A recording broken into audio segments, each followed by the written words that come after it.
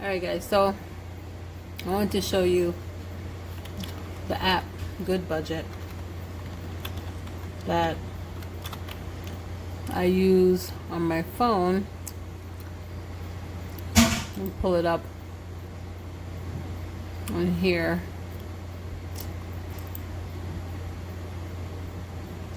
Let me show you how I do my budget. I have internet. Sometimes it does that. It says no internet, gets me scared, and then internet comes on. Okay, so this is Goodbudget.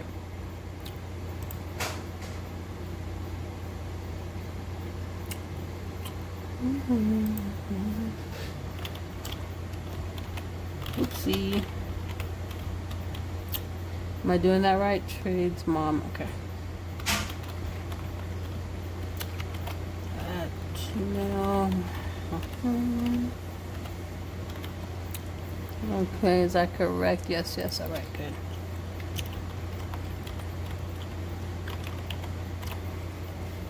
Oh. Happy 4th of July, guys. Hope you guys are out enjoying the day. Today, I'm home with the kiddos because hubby has to work today. We did our 4th of July celebration yesterday, since I was off from work and he was home also. So here we go, guys. This is my page. This is my budget. Now, I wanted to show you guys pretty much how it looks on the big screen, because I did some snapshots before, but I wanted to do an actual video and show you guys how to navigate around it and pretty much how it works. So when you get on the front page, you see your budget over here to the side. Sorry guys, I'm chewing gum if you hear me chewing. This is my entire budget, my whole categories right here. And currently I have 16 envelopes. And over here we got my transactions. These are all my transactions that I recorded going back, all the way back. It goes from when you start the app. Every transaction you do, as long as you're logging transactions, it's gonna show up here, and it's gonna keep a record of it, guys. Now I have the, what is it called, the version of this where you pay for it, because I decided to pay for it because I wanted unlimited envelopes. But the free version is fine if you don't have too many envelopes, because the free version gives you, I think, like 10 envelopes free, and that's usually good enough for most people. But I really wanted no limits on what I could create in my envelopes, and I wanted to take my budget to the levels that I wanted to take it to. I didn't want to be limited to 10 envelopes. So let's go take a look at what I did last week. So let me see, last week was the last week of June, I believe. Okay, here we go. Got it right here. Paycheck on the 20th. What was that? Let me see. Let me go a little further. Okay, here we go. This is the last paycheck, 28. So I see my paycheck, did laundry, recorded that, went to Whole Foods for grocery, spent 106 at Whole Foods. Target, 225, that came out of groceries. I do a lot of my grocery shopping on the weekend, so that's why you're seeing all of that. And then DSW, I had to order some shoes for my husband, some work shoes. Amazon, I believe, I don't know what I ordered from Amazon, but it was grocery related. Bills, I took out all the money from my bills envelope on the 30th because I had to pay all my bills for the beginning of the month of July. I pay my T-Mobile, my Optimum, and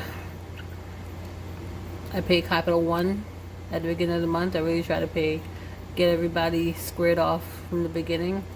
I paid my rent, not out of this. My rent does not come out of the bills account. I have money for my rent in my Ally savings account. That's where I'm storing my 3 months of rent money that I have, that I put aside. So that money right there, the rent money that's in my Ally account, is going to bring us up till October for rent. And every month I just transfer it out of the Ally account into my regular checking account, and I pay that month's rent. So I just did that this past week, and I paid August rent. So I'm currently 1 month ahead on everything. All the bills that I paid are for August. T-Mobile's paid for August. Optimum's paid for August. My Con Edison bill is paid for August. The only bill that isn't paid up a month ahead is Capital One, and that's because I keep that credit card and I use it to pay subscriptions. All my subscriptions are linked to that card. My Hulu, Amazon Prime, my YouTube Premium. I have Disney Plus. I have what else? Amazon Music. I have, give me 1 second, let me try to remember, this Goodbudget monthly subscription. This comes out of that. All my little subscription things come out of that. So that account is constantly being dipped into by these things taking out their money at various times throughout the month. And so that's what that account is for. That balance on that is, well, not balance, the credit card has a $500 limit, and I use it for those things, and I paid off as it gets depleted. So if it gets below a certain amount, I never let it go to zero. I always pay it up and keep at least $350 in there at any given time, and that money comes out of the bills. So I paid my bills. I've been taking a lot of taxis lately.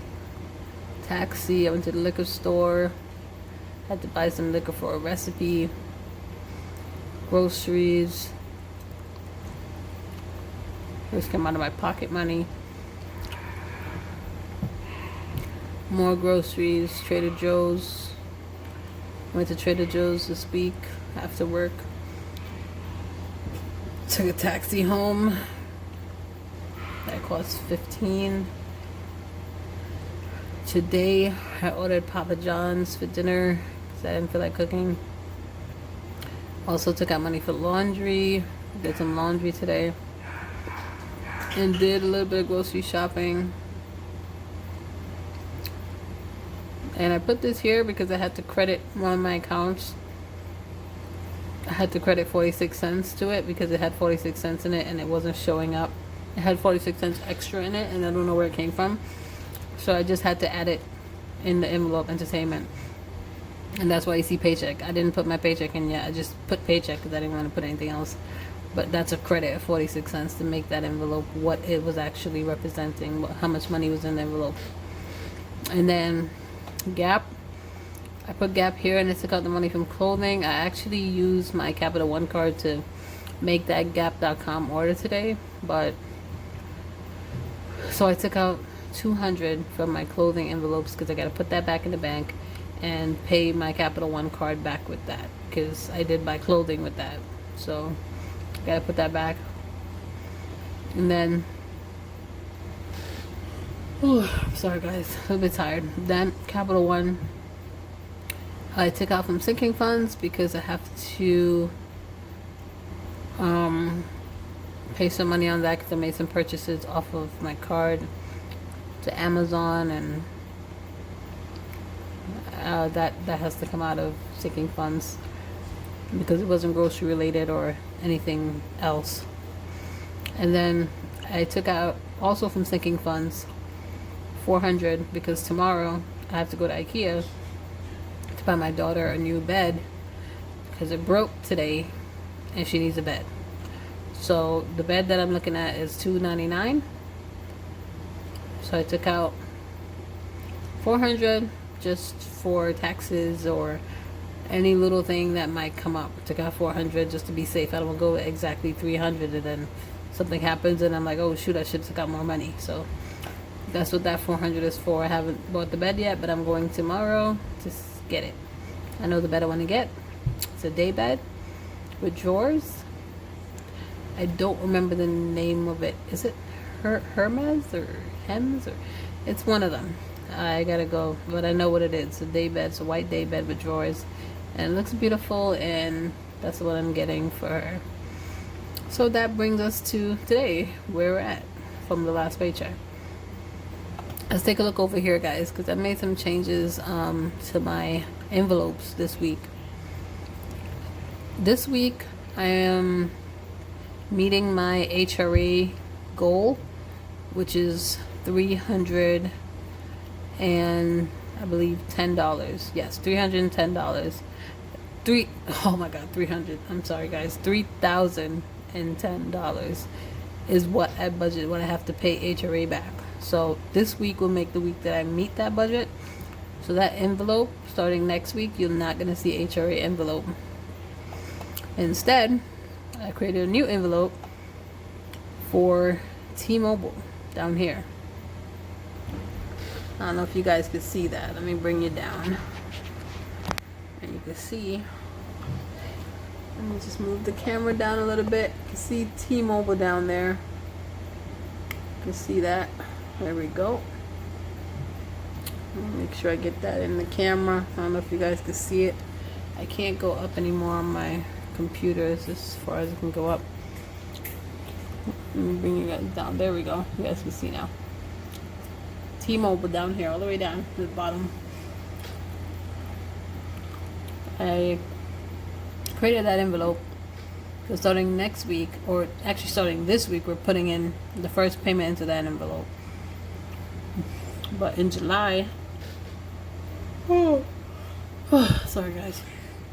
In July, my goal is to really fund that envelope, because I owe T-Mobile, well, we owe T-Mobile just over $2,000 for our phones, because last year around Christmas time, I upgraded my phone, my husband upgraded his phone, I bought a new phone for all of us, me, my husband, our two oldest sons, we all upgraded our phones, and it cost like a friggin' nice penny. Okay, so we owe them over $2,000, and I want to pay them off because our monthly bill has increased because of those payments coming off for the equipment that we bought.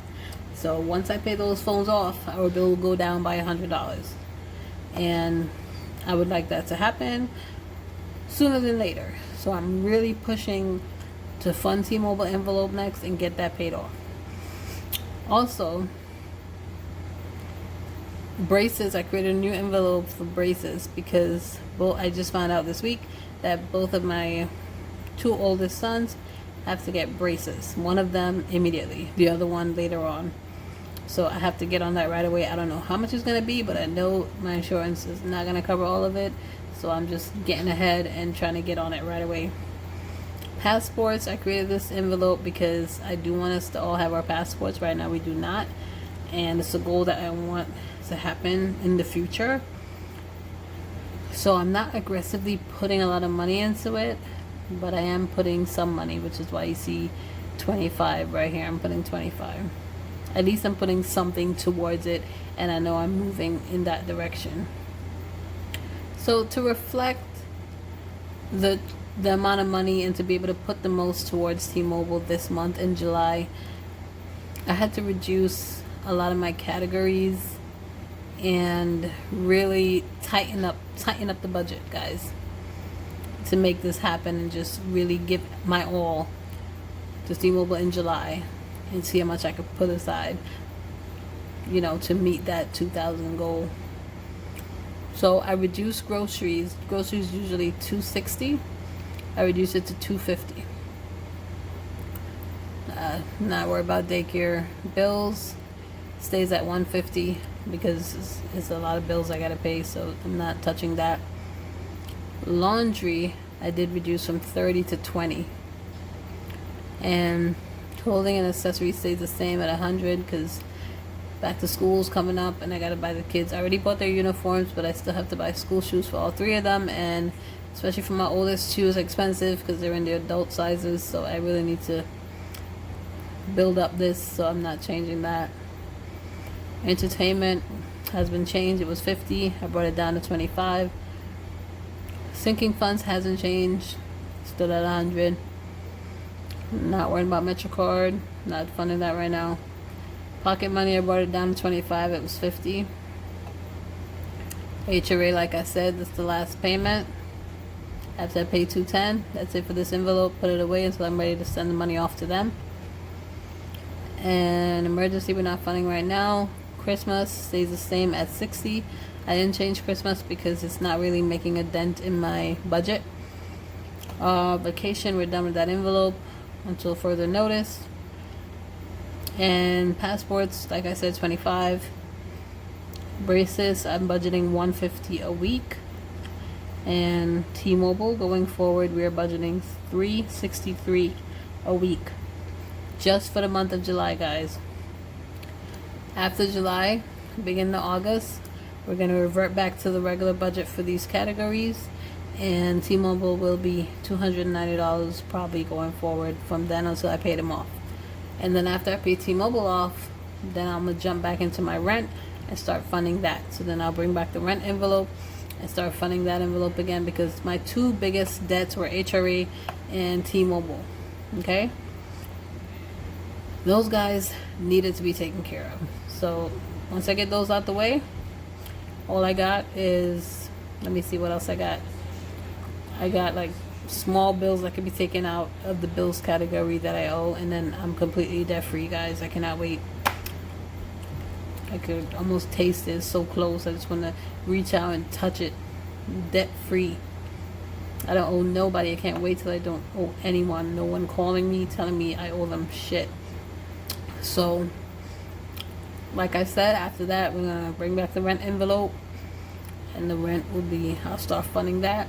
Finish paying off the rest of the year, November and December, and full steam ahead from there.